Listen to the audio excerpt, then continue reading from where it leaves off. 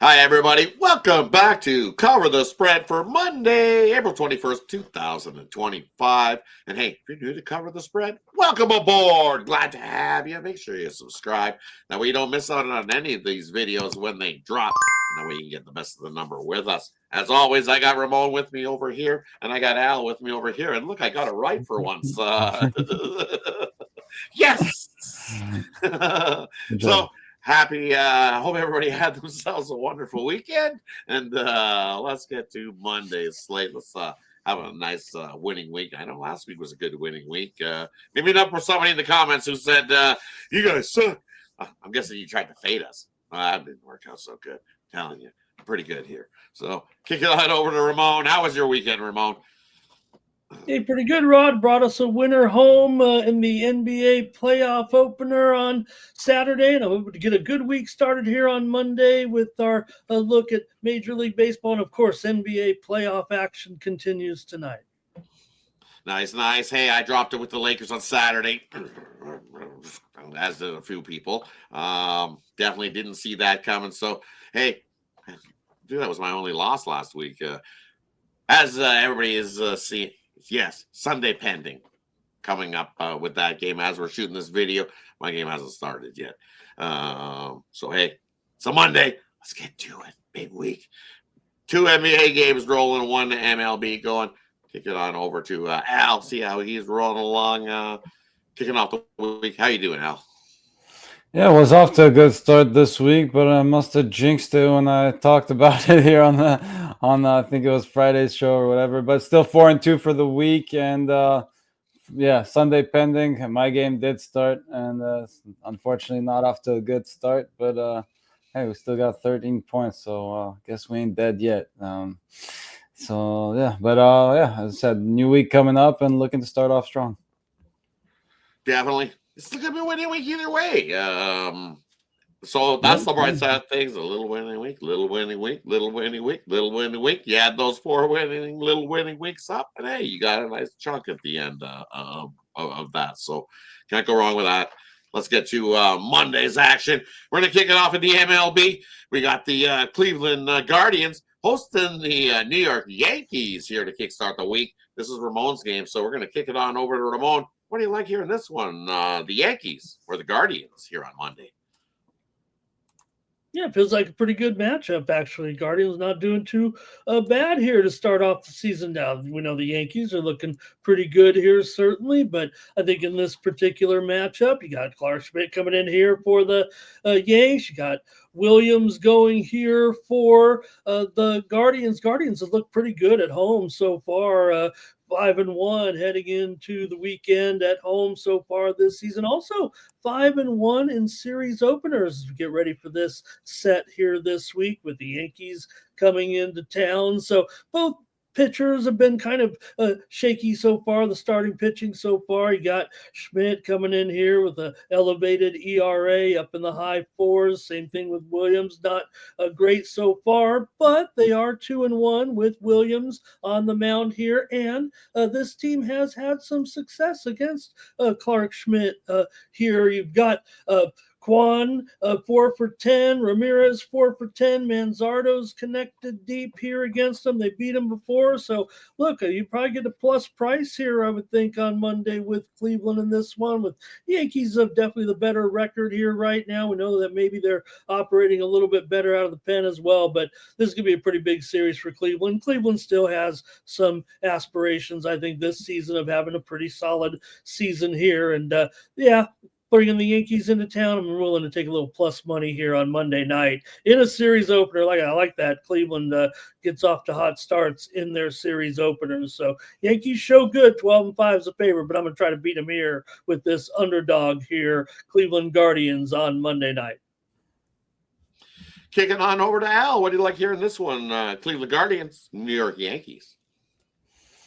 I'm gonna look at the total in this one. As you mentioned, both these starters. It's not just this season, but they've had rough careers, And I think these lineups can get to them here a little bit. And I'm looking at this game to go over the total.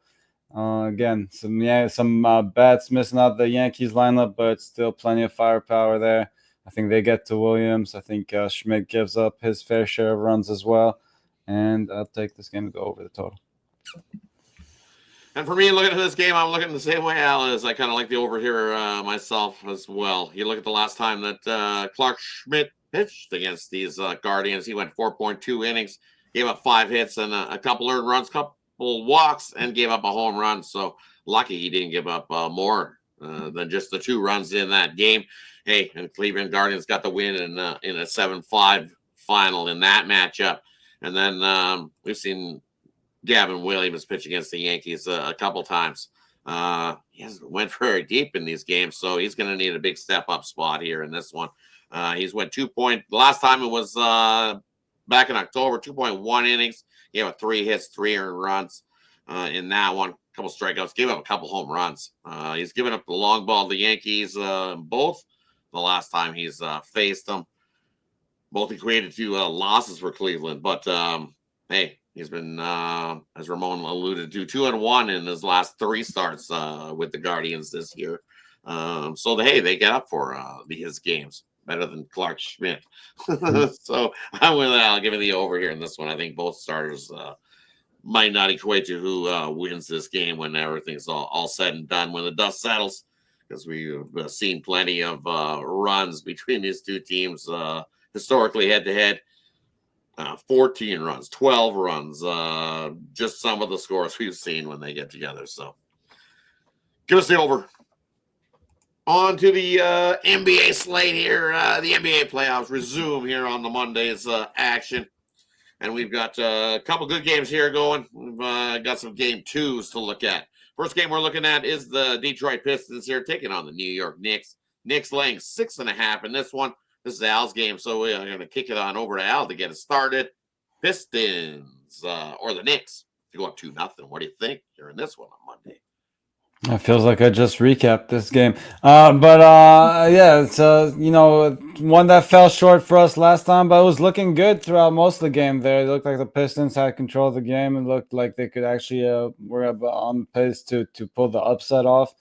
And unfortunately, it just fell apart late. And if you're afraid that might happen again, they covered the spread in the first half. That might be a good look here again. But I think they managed to keep this one more competitive throughout. And honestly, after losing that first one, I think they'll come fired up. And I wouldn't be shocked at all to see them win this one outright. With all due respect to the Knicks, who are a very good team, they're playing at home here, so they will be defending their home court too. But I think that, again, we're just getting more than 2 possessions here with the Pistons. And I know it didn't come through for us last time, but I still think it's the right play. So I'm right back on it. I'll take the points with the Pistons here. Kick it on over to Ramon. What do you like hearing this one on Monday? Pistons or Knicks?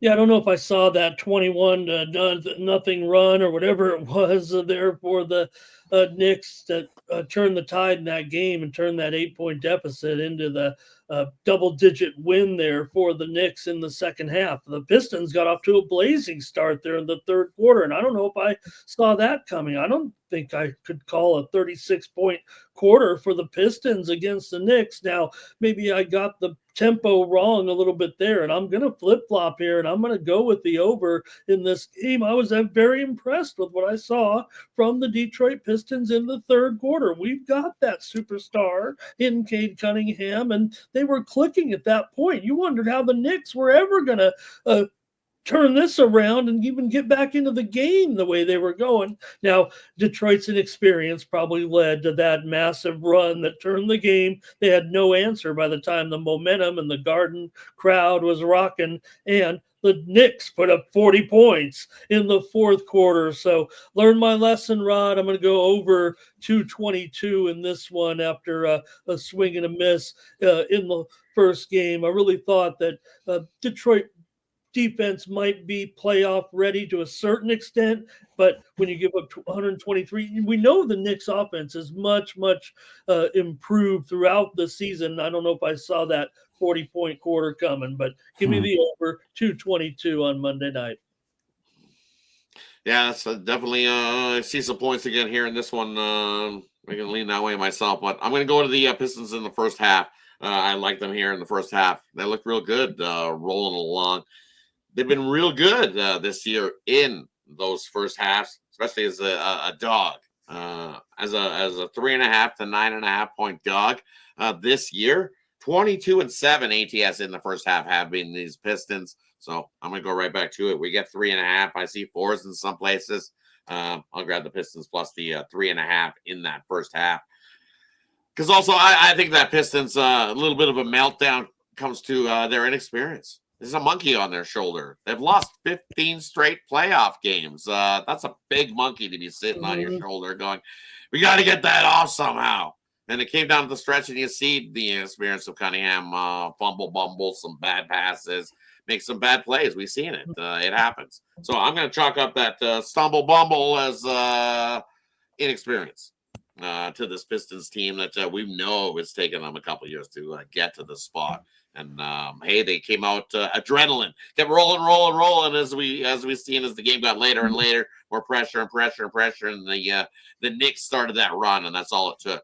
The crowd started going, and once you get MSG rolling, man, it's tough. And ask any team in there playing an MSG, that's a tough atmosphere to stop the bleeding once it started going. The other way, it was tough for the Pistons to their inexperience to be able to stop that bleeding. But here in this one, I really think they do come to fight. So I'm going to L as well. Kind of think it's a double up spot, first half and first full game for the Pistons, because I think they do make it a series. They've got the talent to make it a series. All right, let's kick it off on to another game we like here tonight. Clippers, Denver. Man, did that ever come down to the wire? Got a little bit of overtime in that one as well. Well, because somebody doesn't know how to throw the ball at the hoop with like 10 seconds left. But let's get into this game. Clippers, Denver.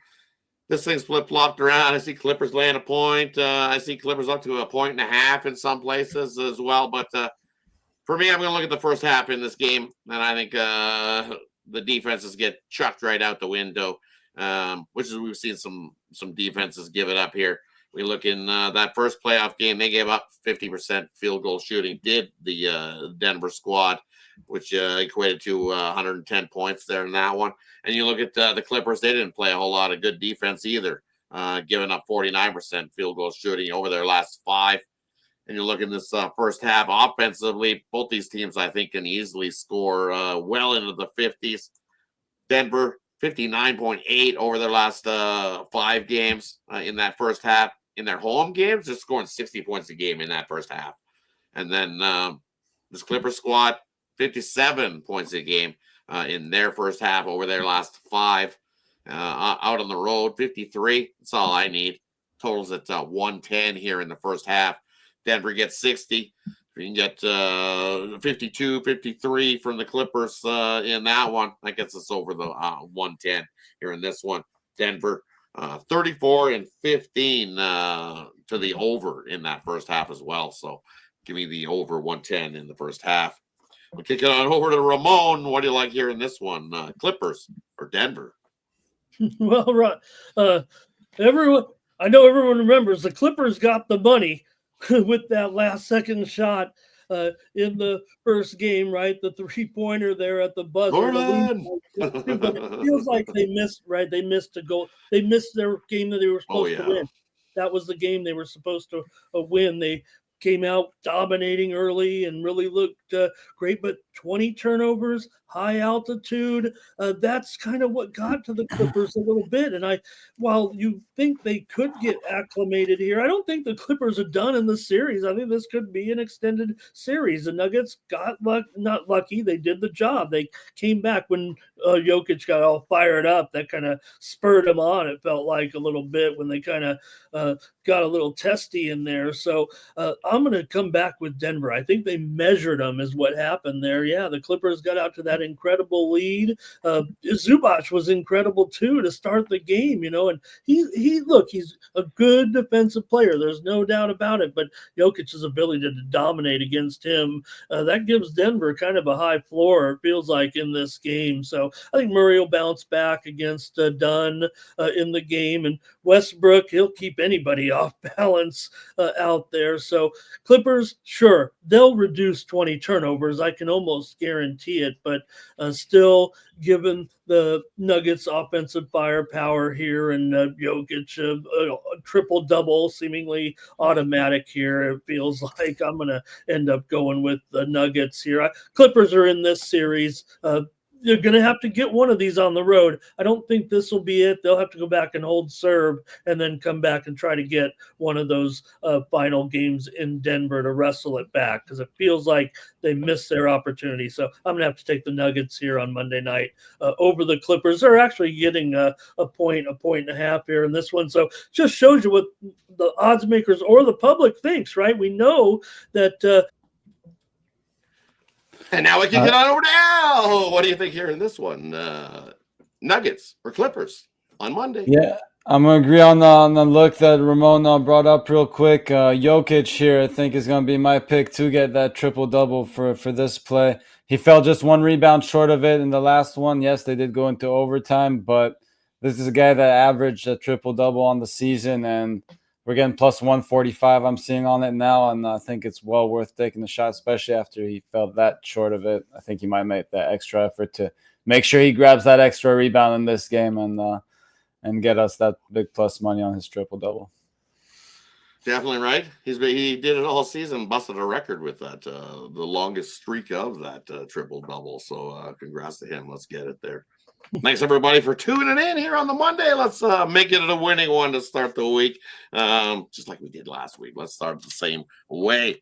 As always, we'll do a quick little recap before we head on out here for Monday's action. First game we looked at was the New York Yankees taking on the Cleveland Guardians. That was Ramon's game. He's on the Guardians there in that matchup. And then the next game we looked at was... Second game we looked at was the Pistons. Game 2 taking on the Knicks here in this one. That was Al's game. And hey, he's taking the Pistons again to bounce back after that rough ending to that one. Third game we looked at here, Clippers taking on the Nuggets. My game. I like the over in that first half. I think not a lot of defense played. I think these teams have the whole feeling out process is over with. I think we come out and the offenses are running gun, and this would take the over in the first half. Thanks, everybody, for tuning in. Appreciate each and every one of you. As always, let us know what you think in the comment section below about these 3 games we picked. Have yourself a wonderful Monday. As always, what are we doing here? Cover the spread!